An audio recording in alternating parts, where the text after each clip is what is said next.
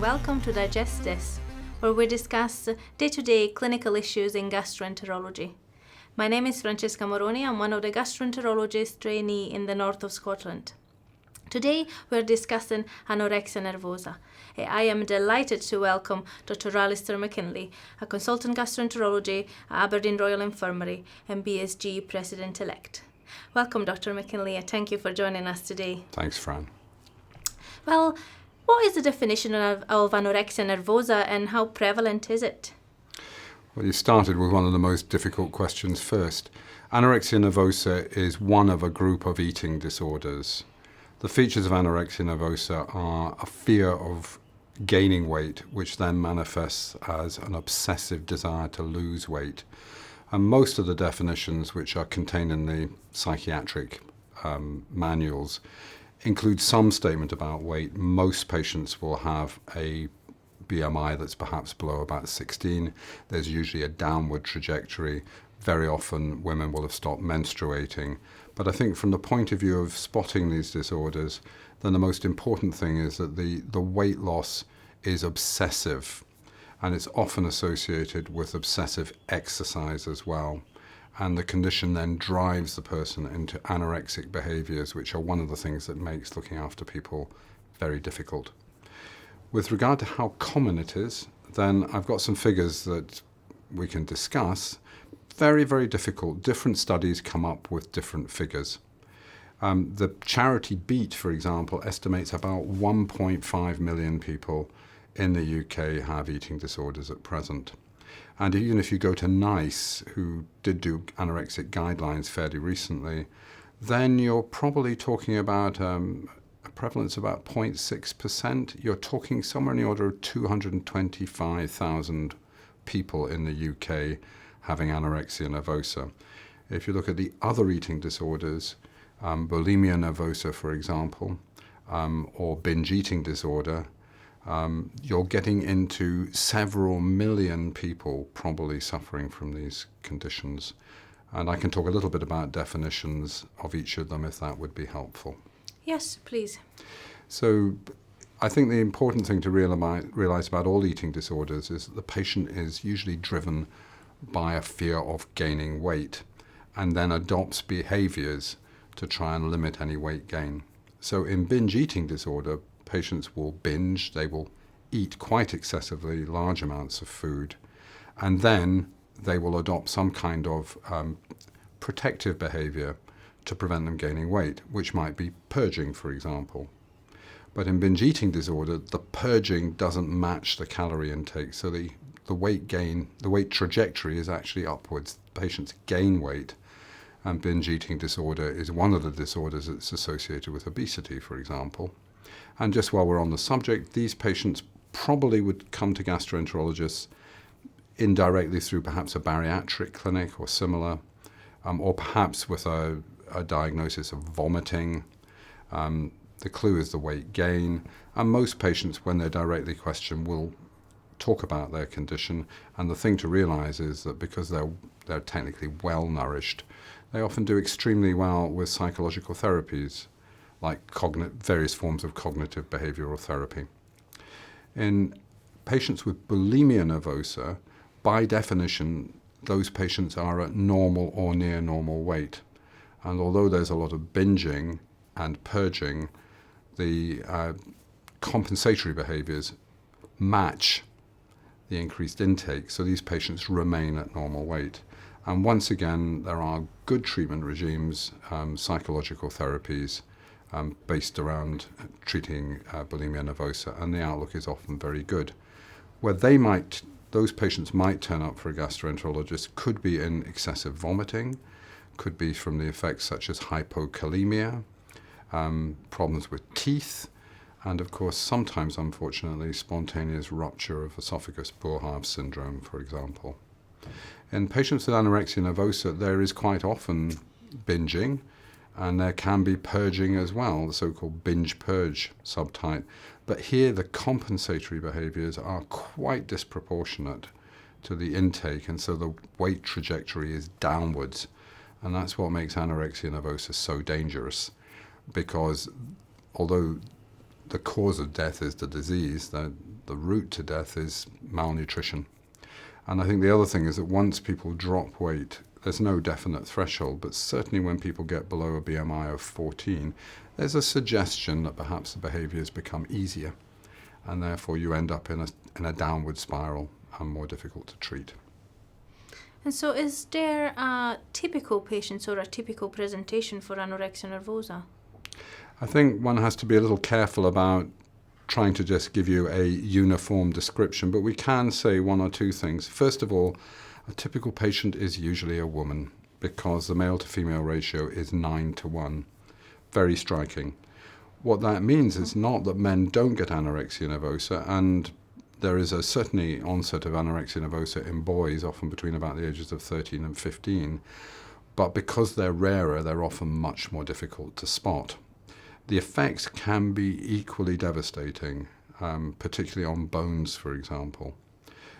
So typical patient, usually a woman, age of onset anywhere between about the age of 10 and early 20s, but there are quite a number of women who develop anorexia nervosa in later life as well, so another atypical group that one has to be careful about. A little bit of evidence that suggests that getting in early before the disease becomes nutritionally very serious is beneficial in terms of outcome as well. And finally, it's worth remembering that most of the data suggests that this is the most dangerous psychiatric condition. It has the highest death rate of any psychiatric condition, but not always from malnutrition. For example, there is quite a significant link between suicide and eating disorders. So they are very serious disorders. On the same line, could you tell us something about risk features in patients with anorexia nervosa? I think risk is, first of all, a very important point. And when you're, as a physician, when you're looking at a patient who has an eating disorder, one of the things you should be thinking about is what risk is the patient at. But certainly the lower somebody's weight or BMI is, the more at risk they are. Most patients with anorexia nervosa don't come into hospital, the figures suggest, until their BMI is usually below 15 and normally below 14. But as you'll be aware, we quite regularly see people who have BMIs down at 11.5. And the point about that is not to get into some kind of boasting side of things. I've seen a patient with a BMI of 11.5.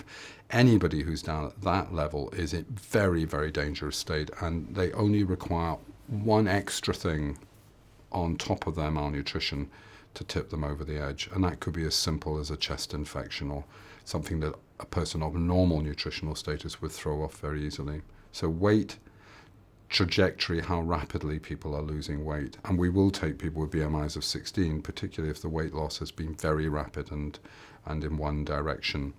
Long histories tend to be associated with worse prognosis.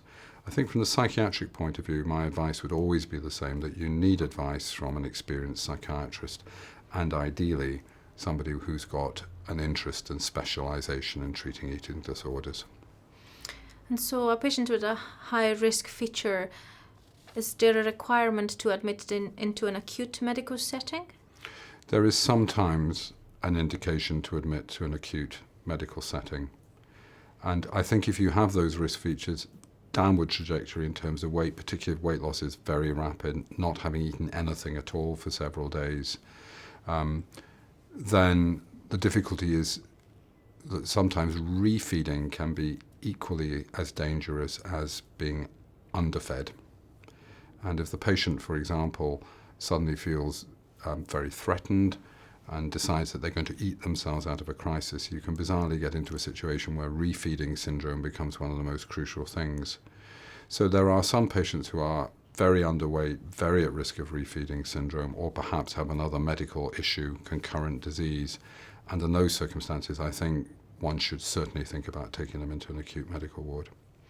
Well, let's say that a patient with anorexia nervosa is admitted into acute medical setting, and before starting feeding, we obtain routine blood tests. And are we expecting anything abnormal in this blood test? The blood tests on admission can be hugely variable. In the majority of patients, they are actually normal. But low potassiums are not uncommon, low calcium, magnesium, phosphate, the so-called refeeding ions may all be disturbed, or they may be normal. The problem is that if you then overfeed the patient very rapidly, then you can run into very acute refeeding syndrome. And although they may start off normal, they may disappear into the abnormal range very, very quickly. So the initial bloods are very important as well. Also, it's worth noting the liver function tests. Perhaps we'll discuss later, but liver function test abnormalities are common in patients with anorexia nervosa.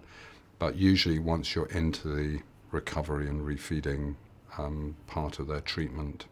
But clearly, if you've got very abnormal transaminases, that is a cause for concern right at the beginning. And finally, it's worth knowing that albumin is normally within the normal range. Pure malnutrition on its own doesn't drop your albumin. And likewise, most patients with an eating disorder will not have a raised CRP. So either a raised CRP or a low albumin should immediately ring alarm bells that there may be something else going on. And those patients are often crucially at risk. Finally, there are some measures that people have put forward that you can use in outpatients, or, for example, psychiatrists can use in an outpatient setting to get some idea of the patient's risk. Pulse, typically bradycardia, but bradycardia is not a good sign. Rates below 50, for example. Hypotension and postural hypertension. And then there's the SUS test, which is sit up, squat, stand. And this looks at people's ability to get up from lying flat, whether you can actually sit up or whether you can get into an upright position from squatting without any assistance. And if you can't sit up and you can't get up from squatting, then there's good evidence that you're at very significant physical risk, and that patient needs to be refed carefully and needs to be protected as well. So feeding is crucial for the management of malnutrition and anorexia nervosa, but you mentioned earlier on that fear of gaining weight is the main contributor of the mental health problem. So how do we manage these patients when they are admitted into a medical setting and they refused feeding? Well, it's absolutely crucial. I think the first thing to understand is a very useful thing to think about is the eating disorder driving behavior. In the same way that you could argue, for example, that nobody with Crohn's disease wants to have diarrhea, that particular part of their behavior is driven by their disease. And in the same way that you could never possibly argue that diarrhea is a lifestyle choice for a patient with Crohn's disease, then you should not regard anorexic behavior as being a lifestyle choice for a person with an eating disorder. That is part of the condition, and they have to be anticipated. So a patient may well come in voluntarily, and generally speaking, the least restrictive method of treating is what the mental health legislation demands. So if a patient comes in voluntarily and complies with treatment, then one goes with that. But mental health legislation also recognizes that patients with eating disorders can have quite seriously impaired decision-making ability. In fact, the term is selectively impaired decision-making ability, or SIDMA. And this means that a patient with an eating disorder may have a completely rational discussion with you about something that doesn't relate to anorexia nervosa, but may not be able to act on the fact that with a BMI of 11.5 they are very close to death, because the disease alters their behavior and drives them against that.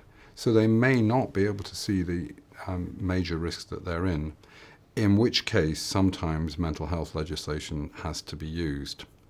And the key thing for physicians here is if you feel that you may require the use of the Mental Health Act, get expert advice. Do not try and just launch into it yourself, but get it early. And for many people, that would be the liaison psychiatric service. Or it may be that you have an eating disorder service and you've got experts in eating disorders, but get advice from a psychiatrist early on. Don't keep trying things and then put off going and getting clear advice. Also, you mustn't threaten patients with the use of the Mental Health Act. So you can't say, unless you have this nasogastric tube, I'm going to section you under the Mental Health Act. So you might say, we're very concerned about your weight, and that if if you don't have calories going in, that your life might be at risk. And we do know that the disease often pushes people in this direction. So I might have to get some advice about how we can help you if this becomes very, very difficult. And then once one's looked at that, one has to look at whether the patient has impaired decision-making ability and whether their life is at risk, and take advice from a psychiatrist under which circumstances they may well apply for a compulsory treatment order. Now that actually allows you to treat the patient, but it doesn't give you permission to go putting nasogastric tubes down against the patient's wishes. That requires further consideration, a second opinion from a competent psychiatrist, a decision that the patient is very much at risk, and also this thing that the least restrictive option. So if somebody can't do something voluntarily but is at major risk of dying, then mental health legislation does allow you under certain circumstances to treat them against their will. So when we have a patient admitted in acute medical setting and we had asked expert advice from psychiatrist team, we have now decided the patient requires nutrition. What option do we have, and how do we choose how to refeed our patient? I think the first thing, Fran, is that you have to anticipate the anorexic behaviors. So just trying to launch in and refeed people, you may find doesn't succeed. And so usually we adopt a protocol, ideally voluntary with the patient, but sometimes quite restrictive. For example, we usually ask a patient to wear hospital clothing rather than their own. This can be for the very simple reason that people have been known to sew weights into their clothing so that the weights that you take on the ward aren't a true reflection of what's going on. We're quite careful about fluids because there's a huge drive sometimes in patients with anorexia nervosa to water load.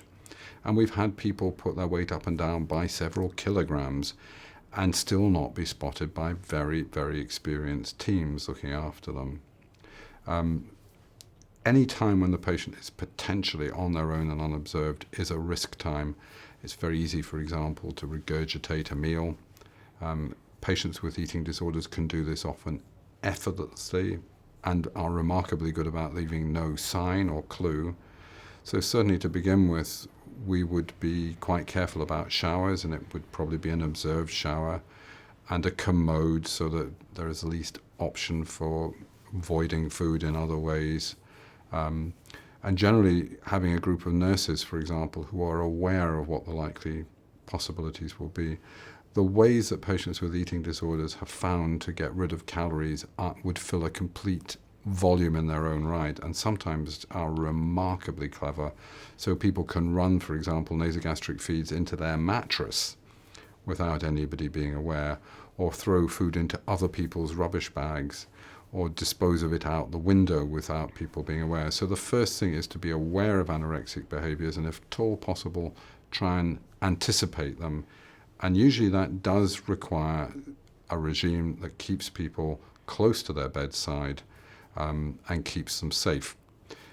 It may seem very restrictive, but one has to remember that in this very critically ill group of patients who've got a BMI below 14, often down around about 12, you are walking a tightrope here. And if you get it wrong, if, for example, you allow purging to continue and for the patient not really to refeed, then you're actually putting them at risk rather than helping them.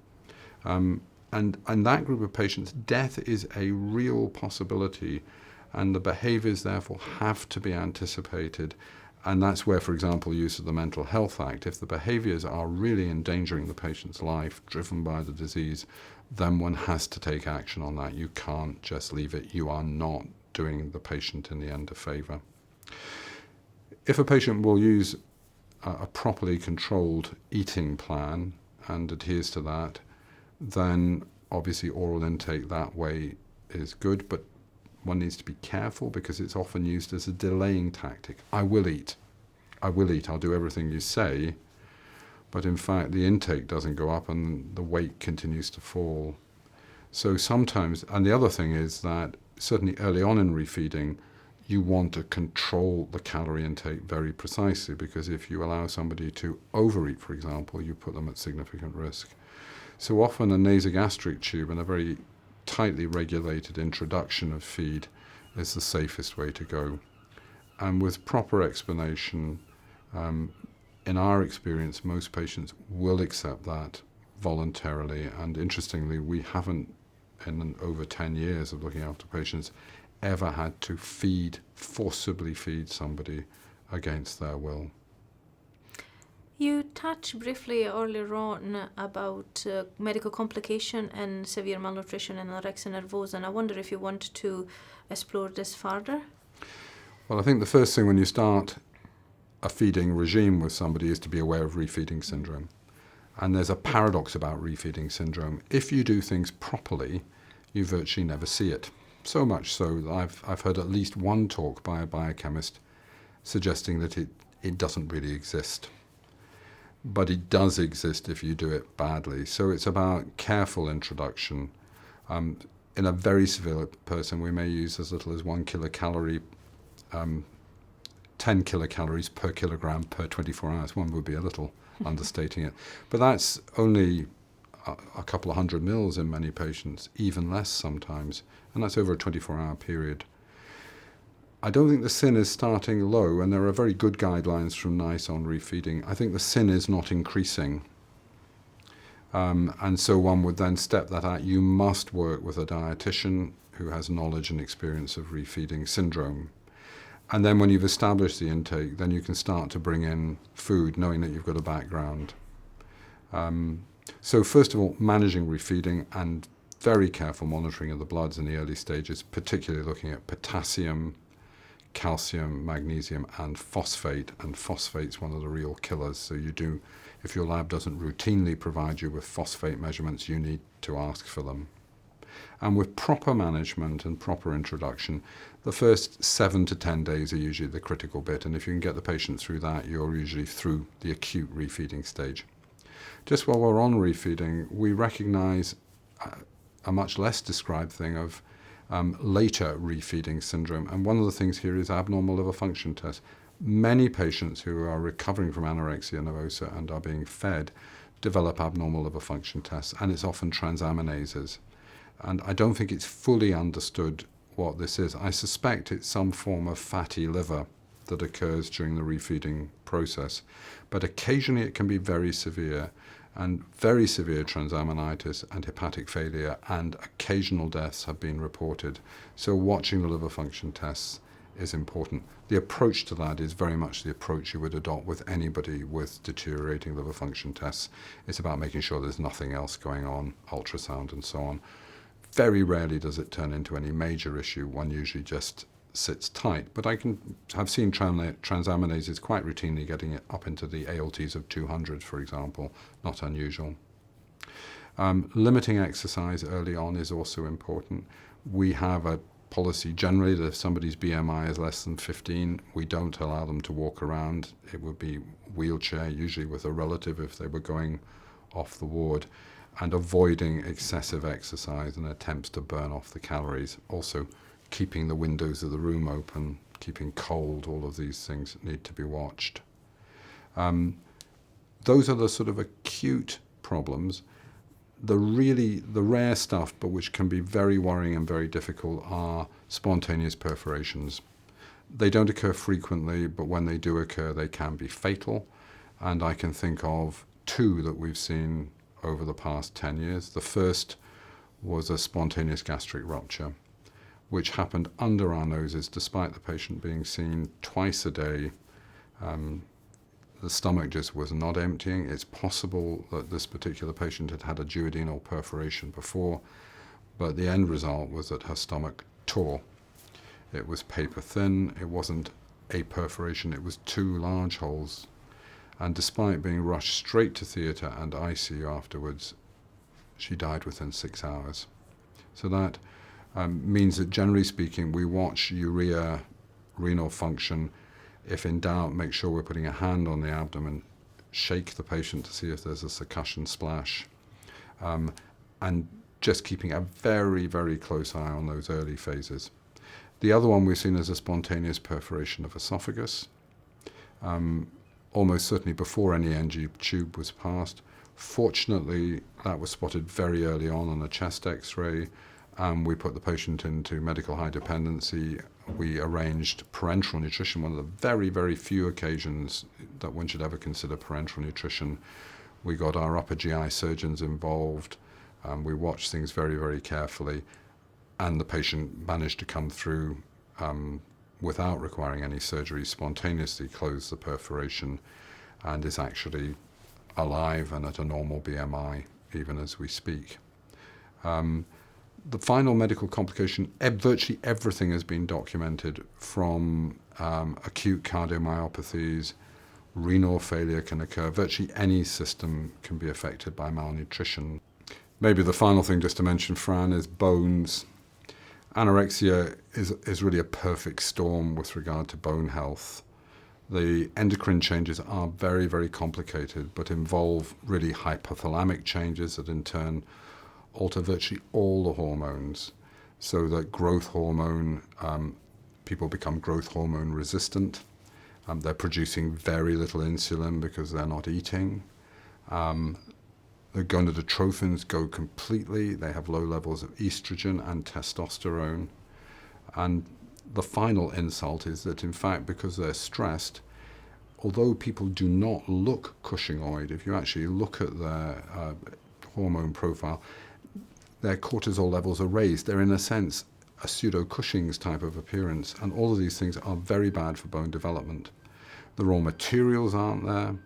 And then finally, anorexia often comes in just at a critical phase in a young person's life when they're into their maximum phase of growth and they're trying to lay down bones.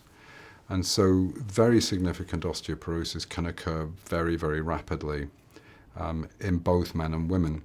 And interestingly, some of the data suggests that the effect on bones in men and young men is even greater, or slightly different, but equally serious to the effects of osteoporosis in women. And unfortunately, there is some evidence that after a prolonged anorexic illness, people probably never recover their full bone potential. So I think another strong argument for getting in early, for treating these conditions seriously. Well, the only thing is left for me to say is to thank you for an excellent run through the topic, and to thank you for joining us for Digest This.